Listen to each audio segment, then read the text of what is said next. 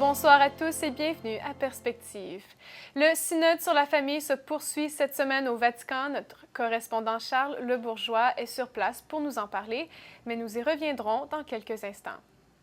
Dans moins de 2 semaines, le 28 octobre prochain marque le 50e anniversaire de la publication de Nostra Aetate, la déclaration de l'Église sur ses relations avec les religions non chrétiennes.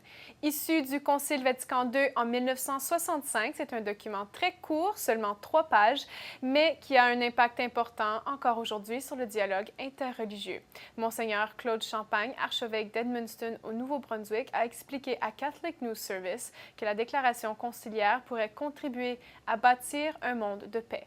D'ailleurs, la Commission épiscopale canadienne pour l'unité chrétienne, les relations religieuses avec les Juifs et le dialogue interreligieux a rédigé un document « Une Église en dialogue » en anglais et en français.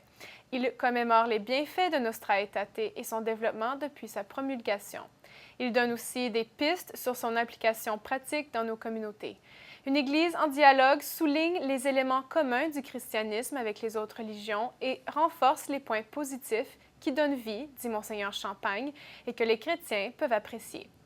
À Rome, il y aura un congrès international du 26 au 28 octobre prochain pour souligner le 50e anniversaire de Nostra Aetate. Il est organisé par le Conseil pontifical pour le dialogue interreligieux et l'Université pontificale grégorienne. Une Église en dialogue est disponible sur le site web de la Conférence épiscopale canadienne à cecc.ca. Le 18 octobre prochain sera le dimanche missionnaire mondial sous le thème « Unis dans l'amour, allons servir ». Une initiative des œuvres pontificales missionnaires. On nous propose de renouveler notre engagement d'annoncer l'Évangile. Alors que se vit en même temps le synode sur la famille, je vous propose d'écouter un extrait du témoignage recueilli par Catéo d'une famille française en mission au Cameroun avec Fidesco depuis déjà près de 2 ans. C'est l'heure du déjeuner pour la famille d'Oisonville. Comme tous les week-ends, Jacques, Marie-Liesse et leurs 4 enfants prennent leur repas en famille. À leur pied, l'immense ville de Douala, la capitale économique du Cameroun, une métropole de près de 4 millions d'habitants qu'ils ont rejoint avec Fidesco en avril 2014. En fait, moi j'imaginais une maison avec un petit village, la paroisse pas loin, la mission pas trop loin non plus. Et finalement, c'est complètement différent. On passe presque 1 heure et demie dans la voiture tous les jours pour emmener les enfants à l'école. On voit des chefs d'entreprise. Pour autant, le changement de vie est radical. Les d'Oisonville ont quitté maison, travail, famille et amis pour la mission. 2 ans au service des frères des écoles chrétiennes. Moi j'ai commencé à y penser vraiment en me disant que je voulais un changement un petit peu plus radical. Mais c'était vraiment sur la fin de mes jobs précédents. Là. Après pourquoi partir et pourquoi pas simplement trouver un job, là c'était plus le fait de me dire que je voulais quand même faire l'expérience d'un don complet et mettre toutes les chances pour pouvoir se donner complètement. Je pense qu'on n'aurait pas fait ça autrement, dans un autre cadre que pour une mission de développement. Il y a une phrase du pape François en 2013, je crois, qui disait il faut que les chrétiens arrêtent d'être des chrétiens de salon. Il faut qu'ils sortent et qu'ils aillent aux portes de l'église. Et en fait, on s'est dit, voilà, c'est quoi nos portes à nous ? Bien loin du calme du Puy-de-Dôme où ils habitaient, la famille adapte son quotidien au rythme camerounais avec son lot de surprises. Voilà, toutes ces motos-là, elles sont en sens interdit. En fait, la première fois, c'est plutôt rigolo. Parce que tu te dis, est-ce que je vais y arriver ? C'est un challenge, quoi. En fait, moi j'aime bien la nouveauté, donc ici c'est sympa, il y a de la nouveauté tout le temps, quoi. Après, c'est sûr qu'il y a des conforts qu'on quitte, ça c'est clair. L'électricité est plus compliquée, Internet est plus compliqué, se laver, se déplacer, se promener le soir dans la rue. En fait, je pense qu'on ne se rend pas complètement compte maintenant de ce que ça va nous apporter. Les 4 enfants sont partie prenante de ces aventures camerounaises. Coupure de courant, problème d'électricité. Bérengère et Jean racontent les anecdotes dans des petits journaux envoyés aux proches restés en France. Chaque coupure d'électricité, on n'avait plus d'eau. Maintenant, on a de l'eau, on a toujours de l'eau, on peut la régler, même si elle est moins forte quand il y a des coupures. Nous, on a plutôt de la chance par rapport à d'autres. Mais à mon avis, on est entre les expatriés et les Camerounais, ni plus vers l'un ni plus vers l'autre. Des trucs un peu bizarres, la nourriture qui n'est pas comme en France. Ouais, c'est chaud. Mais pour les enfants, la vie au Cameroun, c'est aussi l'occasion de visites exceptionnelles, comme ici avec les Pygmées. Fidesco demande aux volontaires de ne pas quitter le pays pendant la mission afin de s'immerger totalement dans la culture locale. Ainsi, dès que possible, les d'Oisonville quittent la chaleur de Douala pour découvrir le Cameroun avec les enfants. C'est un pays qui est compliqué à vivre, mais c'est un magnifique pays avec des paysages absolument époustouflants. Et en fait, c'est beau de leur faire découvrir tout cet aspect-là du Cameroun, quoi. Au moment où on part, on ne se dit pas on va faire découvrir le monde à nos enfants. Par contre, une fois qu'on est parti, on se dit on va faire découvrir le monde à nos enfants. C'est un peu ça, quoi. À Rome, maintenant, voici Charles Le Bourgeois avec une capsule spéciale au cœur du synode.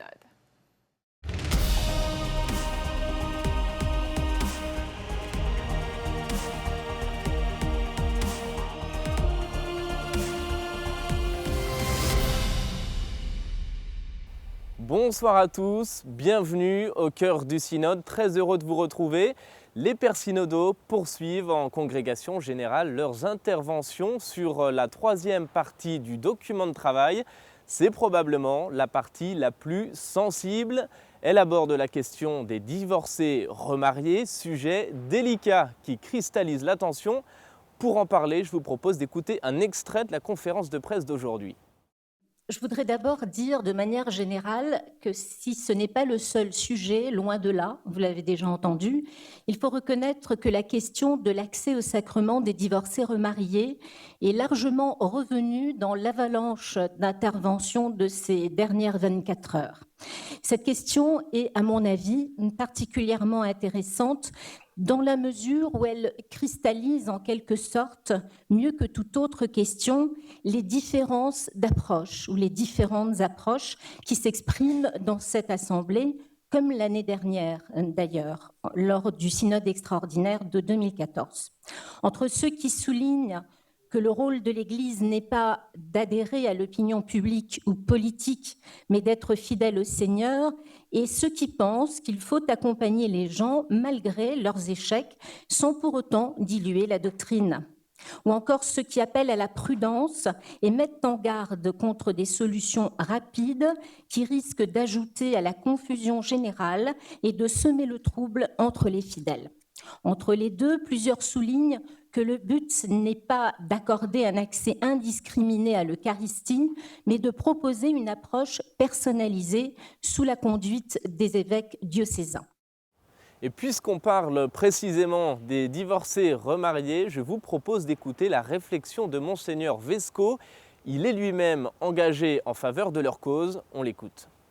Je porte une réflexion forte sur la possibilité et l'espérance qu'un chemin de réconciliation pourra être offert aux personnes divorcées remariées. Donc ça, c'est une espérance forte.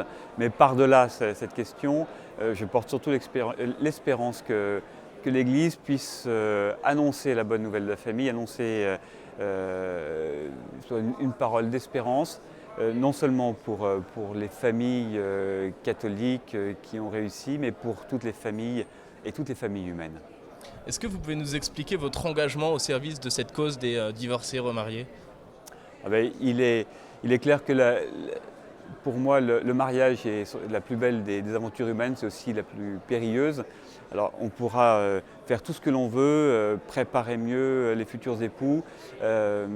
L'échec du mariage est toujours une possibilité, malheureusement fréquente, même entre les personnes croyantes de bonne volonté. Que fait-on une fois qu'il y a échec ? Et pour moi, toute la question pastorale, comment dire que malgré l'échec, il y a une vie possible. En général, quand il y a échec, on ne renonce pas à sa vocation à être parent, à être époux. Et lorsqu'il y a une deuxième union, il me semble que si elle est stable et fidèle, il est difficile à l'Église, il est difficile à nous, pasteurs, de pouvoir demander à ces personnes de se séparer, comme si cette deuxième union ne comptait pas finalement, pour pouvoir recevoir le sacrement de réconciliation et pour pouvoir être admis à la communion eucharistique. Le pape François a rappelé au début du synode que la doctrine n'avait pas été changée, qu'il n'était pas question de ça. On peut néanmoins changer la discipline en la matière sans toucher à l'indissolubilité du mariage, sans toucher à la doctrine. Alors je crois tout à fait que dans notre doctrine en matière d'indissolubilité, cette possibilité-là est offerte. On nous a dit que c'était un synode pastorale et non pas doctrinale. Je crois que toute la question est aussi dans la lecture que nous faisons. Et la tradition, finalement, c'est bien ça, c'est bien une lecture des Écritures à la lumière des dogmes, mais qui avance aussi. Et nous découvrons, nous avançons. Moi, je crois que c'est tout à fait possible sans changer à ce qui est effectivement ce cœur que nous reconnaissons. C'est bien parce qu'il y a cette indissolubilité au cœur même de l'amour que le mariage peut être consacré, que cet amour peut être consacré par le sacrement. Sur cette question précise de l'accès à la communion des divorcés remariés, comment est-ce que vous imaginez l'issue de ce synode au regard notamment de ce que vous avez pu entendre ? J'ai du mal pour l'instant à avoir une idée précise. Ce dont je me rends compte, c'est qu'en groupe de parole, nous sommes en train de vivre une vraie démarche, une vraie expérience synodale. Les uns et les autres, nous réfléchissons ensemble. Ça, c'est extraordinaire, c'est ce que l'on peut attendre d'un synode. Si un synode reste une confrontation entre deux positions et deux lignes, et puis après on compte les points, c'est pas un synode ça. Un synode, c'est lorsque l'écoute vient finalement discerner ensemble un chemin de vérité qui est aussi un chemin de miséricorde. J'ai l'impression que des pas seront faits, j'ai l'impression que nous avancerons. Cette question des divorcés remariés fait donc définitivement couler beaucoup d'encre, mais attention, car ce n'est évidemment pas le seul sujet de ce synode, au contraire, et le pape d'ailleurs l'a lui-même rappelé en début de synode. Pour vous montrer la diversité des sujets abordés, je vous propose d'écouter un résumé des thèmes de ces dernières 24 heures. Jusqu'à la mi-journée aujourd'hui, au total, ce sont 93 pères synodaux qui sont intervenus sur la troisième partie de ce document de travail. Et les thèmes abordés sont nombreux. À plusieurs reprises, le mariage mixte a été évoqué. Mariage multiracial, multiculturel, interreligieux ou entre chrétiens de confessions différentes. Dans certains cas, notamment en Asie ou en Afrique, les femmes sont obligées de changer de religion si elles ne veulent pas être répudiées. Dans ces régions, il n'est pas rare non plus que des femmes chrétiennes se retrouvent mariées à des hommes polygames. Les familles blessées ont elles aussi fait l'objet d'une attention particulière et pour les accompagner, il a été question d'une formation adéquate. Mais si l'on parle de la formation des familles, il faut aussi parler de celle des prêtres. Le clergé, pour certains pères synodaux, est responsable de l'éloignement des fidèles. Ils estiment que ce n'est pas la doctrine qu'il faut changer, mais l'attitude. Ils ont ainsi fait référence au langage utilisé par l'Église, un langage plus accessible qui parle aux gens. Concernant la préparation au mariage, il a été relevé qu'un nombre croissant de jeunes vivent ensemble sans même songer au sacrement de mariage. D'autres se marient après une longue période de vie commune. Les pères synodaux aimeraient que ces couples puissent bénéficier d'une formation adaptée qui permettrait d'éviter les divorces. Elle inclurait notamment une réflexion sur la liturgie du mariage et la valeur du sacrement.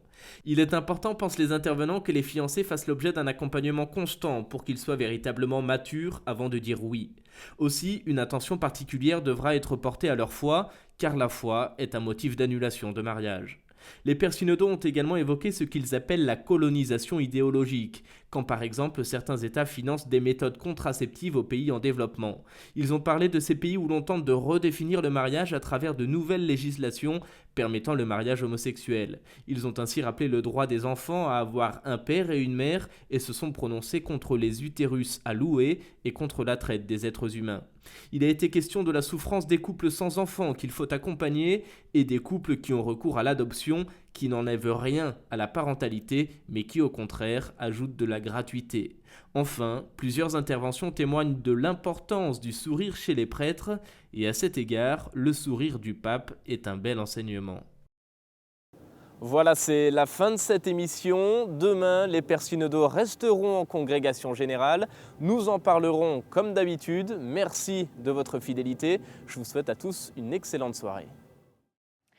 À Montréal, le diocèse a organisé un 24 heures de prière pour souligner les vocations sacerdotales. À compter de ce soir et jusqu'à demain, vendredi 16 octobre, à 19h30, le Saint-Sacrement sera exposé au Grand Séminaire de Montréal. Puis, Monseigneur Christian Lépine, archevêque de Montréal, présidera une messe au terme du 24 heures de prière. Salut Lumière diffusera l'entièreté de la célébration à 20h30, vendredi 16 octobre. L'événement marque aussi l'anniversaire de l'élection du pape Jean-Paul II le 16 octobre 1978 et la fête de Sainte Marguerite Diouville. Merci d'avoir été avec nous et à demain.